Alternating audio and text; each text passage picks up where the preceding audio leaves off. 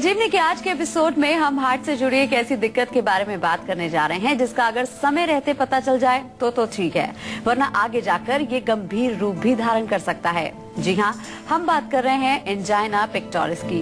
कहते हैं कि जब चेस्ट पेन असहनीय हो जाए, लंबे समय तक बना रहे, तो दिल का दौरा पड़ने का भी खतरा बढ़ जाता है। तो आइए डॉक्टर चौहान से जानते हैं कि क्या है एंजाइना पेक्टोरिस और क्यों होती है ये बीमारी और कैसे पाएं एंजाइना के दर्द से राहत। साथ ही साथ संजीवनी टिप्स में हम जानेंगे कि तिल के तेल की मालिश की क्या है खूबियाँ। सीने में लगातार दर्द हो और आप इसे अनदेखा करते हैं तो ये आपकी सेहत के लिए ठीक नहीं होता है, क्योंकि ये लक्षण एंजाइना के शुरुआती लक्षणों के रूप में हो सकते हैं। तो ऐसे में डॉक्टर साहब आपसे जानना चाहते हैं कि एंजाइना पेक्टोरिस की बीमारी क्यों होती है। देखिए, पहले तो हमें समझना चाहिए कि एंजाइना पेक्टोरिस होता क्या है, ये बहुत जरूरी है। चेस्ट पेन आमतौर पर इसको कहते हैं, चेस्ट में पेन होना, लेकिन हर प्रकार का चेस्ट पेन वो एंजाइना नहीं होता है। जब आपके हार्ट को खून की सप्लाई नहीं मिल पाती है पूरी और उसके कारण जो पेन होता है आपकी चेस्ट में, उसको एंजाइना पेक्टोरिस कहते हैं। कभी कभार गैस की वजह से भी दर्द हो जाता है, कुछ लोगों को एसिडिटी की वजह से दर्द होता है, उसको एंजाइना नहीं कहा जाता है। यानी कि एक तरह से कहें तो जो आपके हृदय की जो मांसपेशियां हैं उनमें सप्लाई नहीं जा रही है खून की, वहाँ पर किस तरह से ब्लॉकेज के कारण से या किसी भी कारण से, तो उसकी वजह से जो दर्द होता है उसको हम कहते हैं एंजाइना पेक्टोरिस। एक कॉलर हमारे साथ जुड़ गए हैं, अर्चना है मध्य प्रदेश से। क्या जानना चाहती हैं आप? मेरे फेस पे पिंपल्स बहुत है। अच्छा जी, पिंपल्स कितने काफी पुराने हैं आपको या अभी रिसेंटली निकले हैं? अभी रिसेंटली निकले हैं, आफ्टर 2-3 मंथ। अच्छा, और मतलब क्या पूरा समय रहते हैं वो या कभी आते हैं जाते हैं? अपने आप ही ठीक हो जाते हैं वो और फिर उसके बाद फिर निकल जाते हैं अचानक से। अच्छा, आपके जो मेंस्ट्रुअल पीरियड से कोई कनेक्शन देखा आपने उसका? नहीं, ऐसा तो कुछ नहीं। अच्छा, क्योंकि मैंने इसलिए पूछा कि कुछ लोगों को जब हार्मोनल चेंजेस आते हैं पीरियड्स के समय पर, कुछ बॉडी में जो चेंजेस आ रहे होते हैं उससे पिंपल्स निकल आते हैं। जैसे ही उनको जो है मासिक धर्म पूरा हो जाता है, मेंस्ट्रुअल साइकिल निकल जाता है, तो वो फेस उनका क्लियर हो जाता है। कारण को समझना बहुत जरूरी है। कभी कभार हम कारण को जब मिस कर जाते हैं और इलाज करते रहते हैं दुनिया भर का, तो रोग हमारा ठीक नहीं होता। अगर ये कारण नहीं है, आपका हार्मोनल इम्बैलेंस कारण नहीं है, तो फिर उसमें आपको रक्त शोधन की आवश्यकता पड़ेगी। रक्त की शुद्धि कैसे की जाती है? आप कुछ ऐसी चीजें खाएं जो टेस्ट में बिटर होती है, कड़वी चीजें।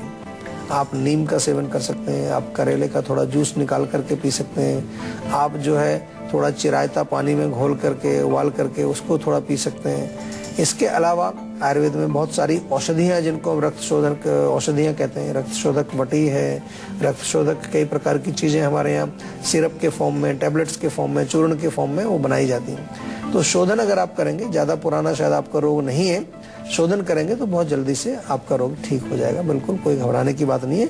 हमेशा समझने की कोशिश करिए, रोग को जानने की कोशिश करिए, उसका उपचार बड़ा आसान होता है यदि आप रोग को अच्छी तरह से समझ लें। एक कॉलर हमारे साथ जुड़ गए हैं, दिलीप है फरीदाबाद से। क्या जानना चाहते हैं आप? हेलो जी, बताइए। जी सर, ये बताइए, मेरे दाने बहुत निकल रहे चेहरे पे। अच्छा, तो सर मैं इसका इलाज करा चुका हूँ, मैं मेडिसिन काफी खा चुका हूँ, फिर भी कोई असर नहीं हो रहा है। तो दाने छोटे छोटे निकलते हैं या मोटे दाने निकलते हैं? नहीं, छोटे छोटे दाने हैं और चेहरे पे हैं, गाल पे ज्यादा दाने हैं। और उसमें कुछ खुजली वगैरह होती है? हाँ जी, कभी कभार होती है सर, पर वैसे नहीं होती, कभी कभार ही होती है। और कुछ जलन, रेडिश, लाल रंग के तो नहीं होते? कुछ नहीं, लाल रंग के नहीं होते। धूप से कोई फर्क पड़ता है बाहर जाने से, धूप में जाने से? नहीं, ऐसा कुछ नहीं। अच्छा, देखिए फिर वही बात है कि अगर हम रोग को समझें तो जो आपने लक्षण बताए, इससे लक्षणों से हमें यही समझ में आ रहा है कि पित्त की वृद्धि है आपके रक्त के अंदर या बॉडी के अंदर, गर्मी ज्यादा है। तो लाल मिर्ची बिल्कुल मत खाइए, चाय कॉफी बंद कर दीजिए, बहुत ज्यादा तली चीजों का सेवन मत करिए, बहुत ज्यादा जो है गरम मसाले या खटाई वगैरह का सेवन बिल्कुल मत करिए। इसके अलावा आपको एक बहुत बढ़िया चीज बताता हूँ कि आप पुदीना और धनिया जो आमतौर पर मिल जाता है, पुदीने और धनिए का रस निकाल करके दोनों का बराबर बराबर मात्रा में मिक्स करें और उससे थोड़ा जेंटल मसाज आप करें। या फिर जो है आप एक लेप बना सकते हैं। लेप किससे बनाएंगे? आंवले के पाउडर का लेप बनाइए। आंवले के पाउडर का लेप बना करके उसके ऊपर लेप लगाइए। चंदन का पाउडर मिल जाए, चंदन की लकड़ी थोड़ा घिस करके पत्थर पे, उसका भी आप पेस्ट या उसका एक लेप लगाएंगे तो उससे कूलिंग मिलेगी। गुलाब जल से आप उसको वॉश करेंगे, उससे भी फर्क पड़ेगा। लेकिन रोग जो है उसकी तह तक पहुंचना जरूरी है। अगर आपको पूर्ण रूप से आराम नहीं मिलता है इन चीज़ों से, तो फिर डॉक्टर से परामर्श करके उसकी प्रॉपर उपचार करें। जैसा आपने कहा कि दवाइयाँ आपने बहुत खा ली हैं, लेकिन अभी आयुर्वेद की दवाई आपने नहीं खाई, तो आयुर्वेदिक दवाइयाँ खाएं। जब आप लोगों ने ऑलरेडी सब कुछ ट्राई कर लिया होता है, तो फिर आयुर्वेद ही बचता है। आयुर्वेद में काफ़ी कुछ अच्छी चीज़ें हैं, उसके सेवन से आपके रोगों में लाभ मिलता है। लेकिन आपसे निवेदन मेरा ये है कि आयुर्वेद को लास्ट में मत रखिए, आयुर्वेद को फर्स्ट प्लेस में रखिए। आप जब भी कोई आपको रोग होता है, किसी तरह की भी तकलीफ हो, सबसे पहले आप आयुर्वेदिक दवाइयाँ ट्राई करिए, क्योंकि उसके दो फायदे हैं। एक तो रोग को जड़ से निकालता है, दूसरा उसका कोई साइड इफेक्ट नहीं है, किसी प्रकार के दुष्प्रभाव आपके शरीर पर नहीं होते हैं। तो आइए अब डॉक्टर साहब से जानते हैं कि वो कौन कौन से लक्षण होते हैं जिन्हें पहचान कर एक आम आदमी जान सके कि एंजाइना पेक्टोरिस की उसको बीमारी है।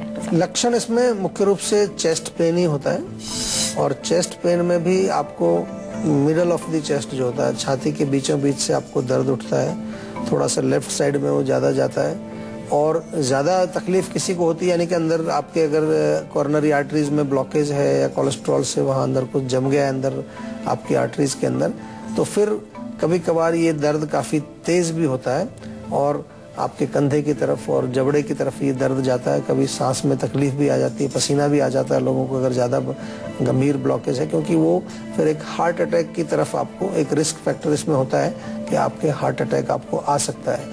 या फिर हमने ये भी देखा है कि पैल्पिटेशन थोड़ी बढ़ जाती है, घबराहट बढ़ जाती है इसकी वजह से। और मुख्य रूप से जो लक्षण इसका मेन है वो चेस्ट पेन ही माना जाता है। एक कॉलर हमारे साथ जुड़ गए हैं, रवि है गाजियाबाद से। क्या जानना चाहते हैं आप? जी हाँ जी सर, एक्चुअली मेरा एक भाई है पवन जी, तो उसके ना किडनी में सर एक मतलब स्टोन बताया गया है। अच्छा। तो आयुर्वेदा में इसका इलाज संभव है? बिल्कुल, देखिए किडनी स्टोन का तो बहुत अच्छी चिकित्सा आयुर्वेद में है और आयुर्वेदिक शास्त्रों में भी इसका जिक्र किया गया है। विरक्काश्मरी करके, अश्मरी रोग जो हमारे आते हैं कई प्रकार के, तो अश्मरी कई जगह पर पथरी हो जाती है, लेकिन ये किडनी का जो रोग है, किडनी में जो पथरी होती है, उसके लिए उपचार है। मुख्य रूप से मूत्रल चीजें यानी कि जो डायूरेटिक्स हैं वो दिए जाते हैं। इसलिए आप तो आमतौर पर आपको डॉक्टर लोग भी बताते हैं कि भाई पानी पिया करो, नारियल पानी पिया करो, खीरा ककड़ी खाइए, तरबूज खाइए, गन्ने का रस पीजिए। वो सब क्या है कि हमारी किडनी को वो साफ रखते हैं, किडनी को फ्लश आउट करते हैं। फिर इसके अतिरिक्त आयुर्वेद में कुछ ऐसी औषधियां हैं जो उसको ब्रेक करने में आसानी। एक तो पत्थर चूर, उसका नाम ही पत्थर चूर है, उस जड़ी बूटी का पत्थर चूर या पत्थर चट उसको बोलते हैं, यानी कि पत्थर को जो चूर चूर कर दे, उसमें ऐसी क्वालिटी होती है। उसके अलावा बहुत सारी औषधियां हैं जो कई प्रकार के क्षार हैं उसमें, जो उसको धीरे धीरे अंदर माइन्यूट चैनल्स में जा करके वहां से जो जमा हुआ है पथरी जिसको बोलते हैं, उसको ब्रेक करके बाहर निकाल सकते हैं। कोशिश करिए जरूर, मैं कहूँगा कि आपको आपके जो भाई हैं उनको फायदा मिलेगा और जल्दी इसमें रिजल्ट आ जाता है। ऐसा नहीं कि कोई 10-15 महीने आपको दवाइयाँ खानी पड़ेंगी। आमतौर पर 1 महीना, 2 महीने, 3 महीने में आपको कुछ न कुछ रिजल्ट अवश्य दिख जाता है। एक कॉलर हमारे साथ जुड़ गए हैं, रमेश है दिल्ली से। क्या जानना चाहते हैं आप? हेलो जी बोलिए। जी नमस्कार, गुड आफ्टरनून सर। जी नमस्कार सर, मेरा नाम रमेश है, मैं मयूर विहार नई दिल्ली से बात कर रहा हूँ। जी बोलिए। सर एक्चुअली मैं आपको बताना चाहूँगा कि मेरे अंडर आर्म से काफ़ी पसीना आता है, तो उसमें स्मेल आती है काफ़ी। अच्छा। और मतलब पिछले करीब 2 सालों से जूता पहनता हूँ तो मेरे मतलब पैरों में भी पसीना आता है और उसकी भी स्मेल आती है। तो आप मुझे इसका इलाज बताइए। देखिए इसमें क्या होता है कि एक प्रकार का ये रोग है, पसीना बहुत ज्यादा आना। हथेलियों में भी कई बार पसीना आ जाता है, तलवों में पसीना आ जाता है, आपके जो आर्म पिट्स में जो है पसीना आ जाता है। तो इसमें मेनली तो हम यही कहते हैं कि सबसे पहले तो हमें पानी ज्यादा पीना है। पानी पीने से क्या होगा, कूलिंग बॉडी में होगी। इसके अलावा आप नारियल पानी भी पी सकते हैं, आंवले का चूर्ण आप सेवन कर सकते हैं, सौंफ का पानी आप पिए उबाल करके, वो बहुत बढ़िया फायदा करता है। और इसके अतिरिक्त गुलाब जल लेकर के लोकल लेवल पर थोड़ा जेंटल मसाज करें आप, जहाँ पर भी पसीने आते हैं, उससे भी आपको कूलिंग मिलेगी और आपके जो पोर्स हैं, जो छिद्र हैं, उनमें कोई टॉक्सिन्स अगर रुके हुए हैं वो भी वहाँ से निकलेंगे। और अब बारी है आज की संजीवनी की, जिसमें डॉक्टर साहब आपको बताएंगे एंजाइना पेक्टोरिस से बचने के नुस्खे। तो डॉक्टर साहब, क्या है आज की संजीवनी? देखिए जैसा हमने थोड़ा जिक्र किया कि एंजाइना जो होता है उसमें कहीं ब्लॉकेज आपकी आर्टरीज में, हार्ट की जो अंदर की आर्टरीज हैं, कॉर्नर आर्टरीज, उनमें ब्लॉकेज हो सकता है, या उनसे जो ब्रांचेज निकलती हैं उसमें भी ब्लॉकेज की वजह से आपको एंजाइना हो सकता है। तो ब्लॉकेज किस वजह से होगा? कोलेस्ट्रॉल बढ़ेगा, या तो आपको या फिर जो है आपके शरीर में फैट की मात्रा ज़्यादा है, या हृदय की जो मांसपेशियां वो कमज़ोर हो गई, तो इसमें क्या करना है आपको? अगर कोलेस्ट्रॉल आप समझते हैं कि कारण हो सकता है, तो लहसुन की एक कली रोज़ सुबह खाली पेट चबा करके खाइए, या लहसुन का रस निकाल करके 1 चम्मच उसको हल्का सा गुनगुने पानी में घोल के आप पी सकते हैं। लहसुन का रस और नींबू का रस भी बराबर मात्रा में मिला करके 1-1 चम्मच आधा कप पानी में घोल करके आप पिएंगे, उससे आपको रिलीफ मिलेगा। प्याज का रस और शहद बराबर मात्रा मिला करके आप सेवन करेंगे, उससे भी आपको फर्क पड़ेगा। और अर्जुन की छाल आयुर्वेद में बहुत प्रयोग होती है हृदय के लिए। अर्जुन की छाल का काढ़ा बना करके आप पिए, बहुत फायदा करता है। गोल्डन मिल्क एक हम कहते हैं आयुर्वेद में, रात को सोते समय 1 कप दूध में 1/4 चम्मच हल्दी मिला करके आप पिए, रिलीफ मिलता है। लेकिन प्रॉपर चेकअप जरूरी है, रोग कितना गंभीर है ये जानना बहुत जरूरी है, डॉक्टर से चेकअप कराना बहुत आवश्यक है। नुस्खे हम आपको जरूर बताते हैं और नुस्खों से बहुत लोगों को फायदा होता है। बहुत लोग हमें बताते हैं कि आपके नुस्खे से हमारे रोग में बहुत फर्क पड़ा है, लेकिन जो नुस्खे हैं वो चिकित्सा को रिप्लेस नहीं कर सकते। चिकित्सा आपको डॉक्टर से परामर्श लेकर के अवश्य करनी चाहिए यदि आपको कोई रोग डिटेक्ट होता है तो। एक कॉलर हमारे साथ जुड़ गए हैं, अभिषेक है आगरा से, क्या जानना चाहते हैं आप? जी गुड आफ्टरनून सर। जी नमस्कार। जी आपको बताना चाहूंगा सर, मेरे मुंह में ना प्रॉब्लम है, मतलब एक छाले से हो जाते हैं, मतलब एक सही होता है फिर दूसरा हो जाता है, मतलब पहला वाला भी सही नहीं हो पाता जब तक दूसरे होने लगते हैं मेरे मुंह में। अच्छा देखिए, छाले जो होते हैं आमतौर पर अगर हम आयुर्वेद की दृष्टि से देखें तो कहीं ना कहीं आपकी बॉडी में जो भी छाला है, अल्सर है, जलन हो रही है, कहीं पर भी होती है, चाहे मुंह में हो, चाहे त्वचा में हो, चाहे सिर में हो, तो इसका मतलब है कि कहीं गर्मी ज्यादा बढ़ रही है आपके शरीर में, हीट ज्यादा बढ़ रही है, पित्त बढ़ा हुआ है। और पित्त जो है आमतौर पर जब छाले होते हैं तो पेट यानी कि पेट का जो एरिया है हमारा, लिवर जो हमारा है, वहां पर वो ज्यादा संचय उसका होता है। उसके कारण जो है पाचन भी हमारा बिगड़ जाता है, मुंह में छाले भी हो जाते हैं। तो मुंह में छालों के लिए बहुत अच्छा है ताजे चमेली के पत्ते यदि मिल जाए आपको, तो चमेली के पत्ते 4-5 चबाइए, दिन में 2-3 बार चबाइए, उससे हीलिंग होगी। लेकिन गर्मी को अंदर से निकालना पड़ेगा आपको। ऐसा नहीं है कि चमेली के पत्ते खाए और 1 घंटे के बाद चाय पी लिया 1 कप गर्मी, और या मिर्च खा लिया, अचार खा लिया, ऐसा नहीं। आपको आंवला खाना है, आंवले में थोड़ा मुलेठी का चूर्ण मिला लीजिए बराबर मात्रा में, उसका सेवन करिए, उससे फर्क पड़ेगा। त्रिफला चूर्ण भी अच्छा काम करता है, 1 चम्मच त्रिफला चूर्ण रात को लें ताकि पेट साफ हो जाए। और पेशाब भी आपको खुलकर आना चाहिए, यानी कि आपको कुछ न कुछ पानी पीना है, या नारियल पानी पीना है, या ऐसी चीजें जो आपके बॉडी के अंदर जो है गर्मी को बाहर निकालें, गर्मी को बढ़ने ना दें, उसका अगर सेवन करेंगे तो आपको डेफिनेटली इसमें रिलीफ मिलेगा, कोई घबराने की बात नहीं। एक कॉलर हमारे साथ जुड़ गए हैं, लखविंदर है नोएडा से। जी क्या जानना चाहते हैं आप? मैम एक्चुअली मुझे ये जानना था, मेरे फादर का आंखों का ऑपरेशन होना है। अच्छा। तो उनका जो ब्लड प्रेशर कंट्रोल नहीं हो रहा है। अच्छा। हाँ, तो ब्लड प्रेशर कंट्रोल नहीं हो रहा है, तो उनके लिए कोई आयुर्वेद में दवा है तो आप बता सकते हैं? देखिए, ब्लड प्रेशर क्यों है ये जानना बहुत जरूरी है कि ब्लड प्रेशर की वजह क्या है। हमारे यहाँ आयुर्वेद में हम आपको अपने शो के माध्यम से समझाते हैं बार बार कि मूल कारण क्या है। एसिड है यानी कि पित्त है, या आपको एंजाइटी है, टेंशन है, स्ट्रेस है यानी कि वात है, या कहीं ब्लॉकेज है, कहीं पर रक्त में किसी प्रकार की कोई टॉक्सिन्स हैं, कोलेस्ट्रॉल है ज्यादा उसकी वजह से है, या कोई किडनी में कहीं खराबी आ रही है उसकी वजह से, कोई भी कारण उसका हो सकता है। आयुर्वेद में कुछ औषधियां हैं जो ब्लड प्रेशर को भी कंट्रोल करती हैं, लेकिन मेरा अपना ऐसा मानना है कि क्यों ना हम रूट कॉज कोई समझ करके उसका उपचार करें। ऐसे आप चाहें तो उनको सफेद प्याज का रस 1 चम्मच और शहद 1 चम्मच दोनों मिला करके दिन में 2 बार आप देना शुरू करिए। साथ में थोड़ा सा वो गहरी लंबी सांस लें, डीप ब्रीदिंग करें, शवासन करें, मेडिटेशन करें, उससे भी आपका ब्लड प्रेशर कम होता है, नॉर्मल होता है। तो आइए अब डॉक्टर साहब से जानते हैं कि हमें कभी एंजाइना पिक्टोरिस की परेशानी छू भी ना सके, इसके लिए हमें क्या सावधानी या परहेज बरतना चाहिए? सबसे पहले तो खान पान का ध्यान रखना है। हमें कोलेस्ट्रॉल को कंट्रोल रखने के लिए फैट वाली चीजें, तली चीजें, बहुत ज्यादा मक्खन, मलाई, दूध के जो बनी चीजें हैं, मिठाई, इसका सेवन नहीं करना चाहिए। नियमित रूप से एक्सरसाइज बहुत जरूरी है। एक्सरसाइज करना, व्यायाम करना, प्राणायाम करें, योगासन करें, वो बहुत जरूरी है।